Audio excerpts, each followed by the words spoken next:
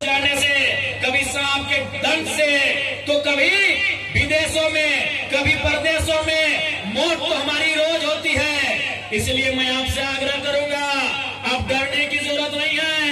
आपको इन कानूनों से, इन डीवीसी प्रबंधन के गुंडों से डरने की जरूरत नहीं है। मौत आपकी हमारी रोज हो रही है। आज हमें इनसे आंख से आंख मिलाकर सामना करने की जरूरत है। यह हिम्मत आपको करनी होगी। आज 5 प्रवासी मजदूर आज जाग रहे हैं। आपको याद है ना, आज झारखंड के 5 प्रवासी मजदूर विदेश में आतंकवादी के कब्जे में है कि नहीं? अरे मौत तो आपकी रोज हो रही है। आप अखबार के पन्ने पलट लिए तो कि किस दिन आप जिंदा है। आप कभी रोड एक्सीडेंट में मारे जा रहे हैं, कभी ट्रेन एक्सीडेंट में मारे जा रहे हैं, कभी बिजली के करंट से, तो कभी सांप के डसने से, तो कभी नदी में डूब जाने से, कभी तालाब में डूब जाने से। आपकी मौत रोज हो रही है। लेकिन आज उस मौत को, उस डर को भुलाकर आज आपको अपनी आने वाली पीढ़ी के हक अधिकार के लिए लड़ने की आवश्यकता है। आज 5 प्रवासी मजदूर जो विदेश में क्यों गए थे? काम करने गए थे। काम करने गए थे ना, विदेश गए थे, काम करने गए थे। और क्या हुआ वहां? उनके साथ क्या हुआ? जिस प्रकार हमारे देश में भी आतंकवाद है, आप आतंकवाद का नाम सुनते हैं कि कश्मीर के पहलगाम में आतंकवादी घटना, पुलवामा में आतंकवादी घटना, उरी में, पठानकोट में आतंकवादी घटना, उसी प्रकार नाइजर में भी आतंकवादी हैं। और उन 5 प्रवासी मजदूर को वहां के आतंकवादियों ने कब्जे में ले लिया है। यानी मौत तो हमारी हर जगह हो रही है, लड़ना हमें हर जगह पड़ रहा है। तो सोच के देखिए, वो क्यों गए थे विदेश? वो इसलिए गए थे कि एक नौकरी कर सके। जब आपके पास डीवीसी में नौकरी है, आपके पास बीटीपीएस में नौकरी है, आप विदेश जाकर आतंकवादियों के कब्जे में जा रहे हैं, तो आज आपको कहेंगे आप प्रबंधन से लड़िए। और प्रबंधन अगर बात ना माने तो एक ईंट से ईंट बजाने का जरूरत भी करिए। आज आपको लड़ने की आवश्यकता है। और मैं डीवीसी के प्रबंधन आपको स्पष्ट चेताना चाहूंगा, अगर डीवीसी का प्रबंधन मेरी बात सुन रहा है, आप झारखंड के लोग काउंटर करेंगे। आपने बहुत जुल्म सितम किया है, आपने हमारे लोगों को बहुत सताया है, आप झारखंड के लोग काउंटर करेंगे। और याद रखिए, अभी हाल ही में एशिया के 4 देशों में घटना घटी है, इंडोनेशिया में, श्रीलंका में, बांग्लादेश में और नेपाल में, जहां की जनता ने राष्ट्रपति और प्रधानमंत्री को खदेड़ दिया है। आप तो जीएम हैं, आप सीएमडी हैं, आप एडीजीएम हैं, आप एचआर हैं, आप ठेकेदार हैं। यदि जनता चाह लेना तो आपको खदेड़ के यहां से बाहर कर देगी। और जनता को यह चाहना होगा, झारखंड की जनता को यह चाहना होगा। आप अभी हाल के इतिहास को पढ़िए, इतिहास भी नहीं वर्तमान को पढ़िए। इंडोनेशिया में क्या हुआ, श्रीलंका में क्या हुआ, क्या हुआ श्रीलंका में, याद है आपको? जनता ने राष्ट्रपति के घर को घेर लिया, राष्ट्रपति को भागना पड़ा श्रीलंका से। बांग्लादेश में क्या हुआ? प्रधानमंत्री को भागना पड़ा बांग्लादेश से। नेपाल में क्या हुआ? प्रधानमंत्री को भागना पड़ा नेपाल से। तो ये तो सीएमडी, जीएम, एडीजीएम यही ना है। अगर जनता चाहेगी, ये भी बात करेंगे। जनता को चाहने की आवश्यकता है। बिल्कुल आपको सबक लेना चाहिए। उन 4 देशों की घटना से आपको सबक लेना चाहिए कि अगर कोई करप्टेड है, यदि कोई करप्शन का साथ देता है, उन्होंने प्रधानमंत्री को नहीं छोड़ा, राष्ट्रपति को नहीं छोड़ा, अरे मंत्री को नहीं छोड़ा, तो सीएमडी क्या है भाई? ये जीएम क्या है भाई? एचआर क्या है? ये प्रोजेक्ट ऑफिसर क्या है? ये वो गाजर और मूली के बराबर है, गाजर और मूली के बराबर है। बस जनता को जरूरत करना होगा। अरे किस चीज का डर है? किस चीज का डर है कि आपको जेल में भर दिया जाएगा? अरे नाइजर में आतंकवादियों के कब्जे में जो लोग हैं, उनसे अच्छा झारखंड का जेल है या नहीं है? क्या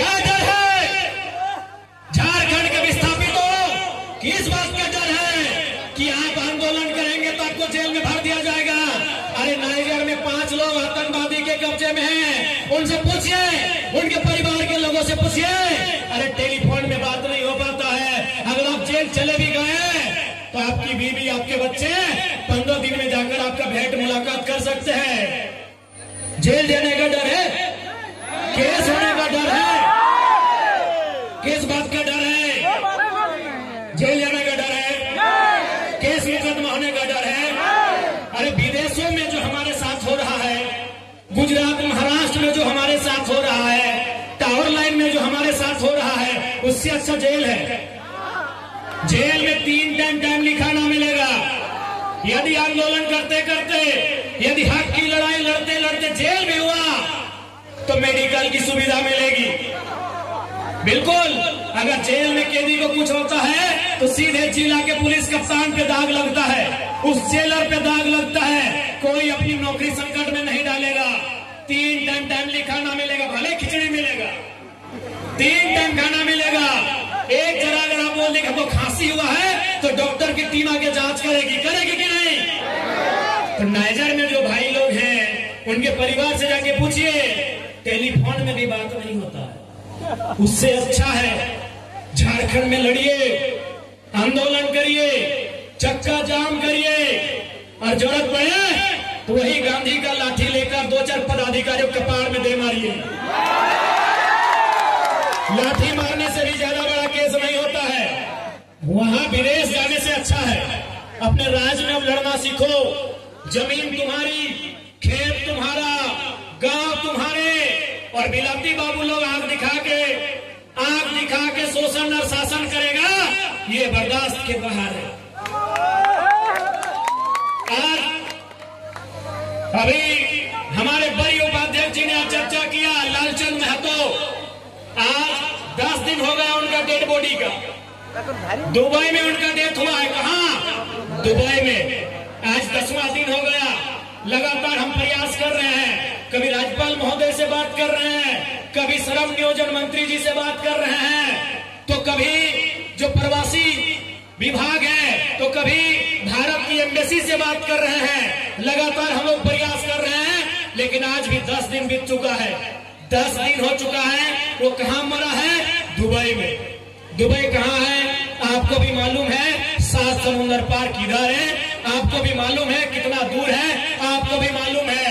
यानी मरने के बाद हमारा मृत शरीर भी इंतजार में रहता है कि कब अपनी गांव की मिट्टी में जाना नसीब होगा। उससे अच्छा है ये आंदोलन, उससे अच्छा है ये जेल की कोठरियां, उससे अच्छा है ये पुलिस की लाठियां जो विदेश में आप जाके मारे जा रहे हैं। और एक नहीं, मैंने विधायक बनने के बाद, चूंकि मैंने एक डाटा निकाला, मैं नाम भूल गया था, हमारे माही पटेल जी, हमने माही पटेल जी को कहा कि माही भाई एक डेटा निकालिए कि हमारे विधायक बनने के बाद झारखंड में कितने प्रवासी मजदूर वो मारे गए हैं। एक्सीडेंट में, घटना में, दुर्घटना में, नौकरी करते करते कितने लोग मारे गए हैं। लगभग 50 की संख्या में डेटा मिला। अभी साल भर नहीं हुआ है हमारा विधायक बना हुआ, और 50 की संख्या प्रवासी मजदूरों की मौत ने पार कर दिया है। 50 लोग मायने होते हैं। अभी 9-10 महीना हुआ है, यानी 1 महीना में 5 मजदूर मर के वापस आ रहा है। 1 महीना में 5 प्रवासी मजदूर झारखंड के बाहर मर रहा है। ये मेरा अभी कहां का डेटा है? डुमरी पर, ये बोकारो, धनबाद, बिशुनगढ़ माने हजारीबाग और गिरिडीह, ये 4 जिला का डेटा है। 24 जिला हमारे झारखंड में है। मैंने 4 जिला का डेटा निकाला है। 50 की संख्या में प्रवासी मजदूर मारे, जब मैंने एक्सीडेंट में, घटना में, या नौकरी करने के टाइम मारे जा चुके हैं, उनकी मौत हो चुकी है। इसीलिए आज समय आ चुका है, तुम्हारे राज्य में, हमारे राज्य में, आपके राज्य में अनगिनत नौकरियां हैं, ठेकेदारी है, बगल में छाई पॉइंट है, डीबीसी है, बीटीपीएस है। हम विदेशों में जाके मर रहे हैं, हम प्रदेशों में जाके मर रहे हैं। उससे अच्छा है प्रबंधन से 2-2 हाथ कर लिया जाए। उससे अच्छा है डीबीसी से उठापटक कर लिया जाए। उससे अच्छा है इनसे एक बार लड़ लिया जाए, इनसे भिड़ लिया जाए। क्या गलत बोल रहे हैं? क्योंकि याद रखिएगा, यदि आप साधु नहीं हैं, यदि आप साधु नहीं बने हैं, तो भैया आपको अपने रोजगार की चिंता होनी चाहिए। रोजगार की चिंता किनको नहीं है? जो पारसनाथ में साधु बन गए हैं उनको रोजगार की चिंता नहीं है। जो पीर फकीर बन गए हैं, जिन्होंने संन्यास ले लिया है, उनको रोजगार की चिंता नहीं है। उनको कोई भरपेट भोजन देता है, वही उनके लिए काफी है। उसके बाद वो अपने ईश्वर हो, अल्लाह हो, जिस धर्म को मानते हैं उनका भजन कीर्तन करते हैं। लेकिन यदि आपका परिवार है, यदि आपकी पत्नी है, यदि आपका बच्चा है, तो रोटी की तलाश करनी होगी। आपको रोटी की तलाश करनी होगी। यदि आपका परिवार है, आपके बच्चे हैं, आपकी माता पिता हैं और आपका एक घर है, आप अगर सामाजिक जीवन जी रहे हैं, आप यदि गृहस्थ जीवन जी रहे हैं, तो आपको रोटी की तलाश करनी होगी, क्योंकि आप पेट को नहीं समझा सकते हैं, ये पेट की आग को बुझा नहीं सकते हैं। तो इसलिए मैंने कहा कि आज झारखंड को जरूरत है उलगुलान की, झारखंड को जरूरत है अपने हक अधिकार को लड़ाई लड़के लेने की। चाहे वो सामने वाला डीवीसी प्रबंधन हो या सीटीपीएस हो या बीटीपीएस हो, अगर हमारे हक अधिकार के बीच आएगा, यदि वो टकराएगा तो इस बार उसे चूर चूर होना पड़ेगा। ये संकल्प हमें लेना होगा, ये संकल्प लेना होगा हमारी माओ बहनों, हमारी नारी शक्ति, ये संकल्प आपको भी लेना होगा। चूंकि आप भी जानते हैं, जब इन जमीनों पर, ये जो जमीन आप देख रहे हैं, जो शायद गोविंदपुर के गांव का है, जब वो जमीन था, वहां धान की फसल उगाई जाती थी, वहां साग सब्जी उगाए जाते थे, वहां खेती किया जाता था। उस समय महिला और पुरुष दोनों बराबर थे कि नहीं?